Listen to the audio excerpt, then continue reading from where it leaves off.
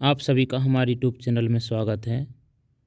कहानियों की इस श्रृंखला में आइए आज कहानी पढ़ते हैं अपना धन। आशा है आपको यह कहानी बहुत पसंद आएगी।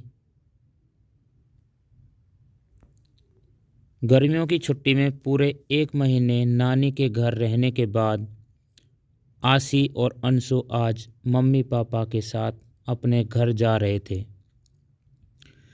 चलते समय नानी ने दोनों बच्चों को ढेर सारे उपहारों के साथ हाथ में कुछ पैसे भी दिए। इन पैसों को लेकर बच्चे अपनी ढेर सारी योजनाएं बना ही रहे थे कि इनका क्या करना है। इतने में मम्मी ने कहा, लाओ बच्चों, यह पैसे मुझे दे दो, मैं रख लूँगी, तुमसे कहीं खो सकते हैं।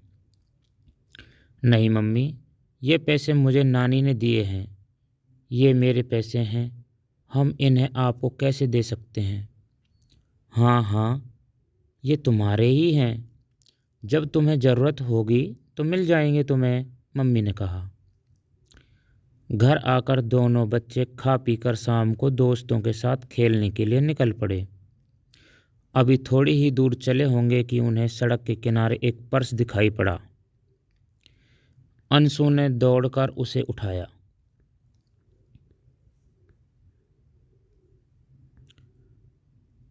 पर्स में 5-5 100 के 2 नोट थे।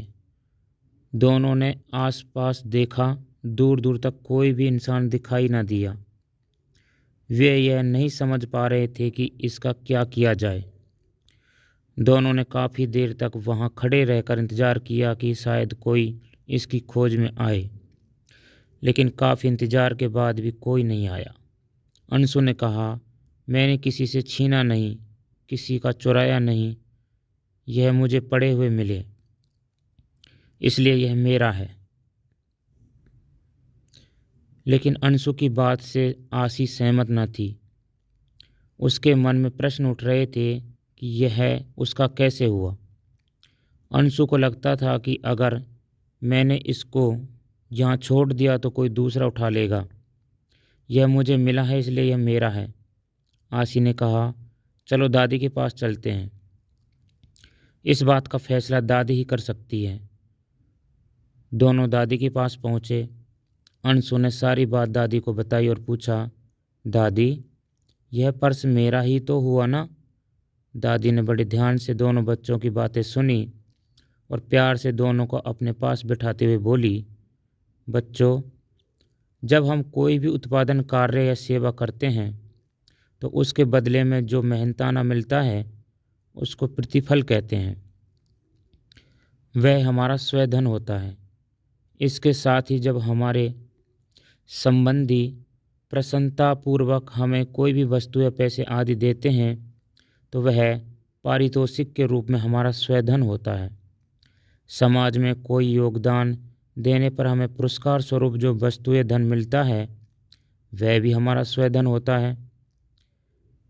इन 3 प्रकार से प्राप्त धन ही अपना धन यानी स्वधन होता है। इसके अलावा किसी भी तरीके से प्राप्त धन परधन होता है और परधन लेना अपराध है। दादी, तो फिर क्या जो पैसे नानी ने हमें दिए वे भी मेरे नहीं हैं? आशी ने दादी से पूछा।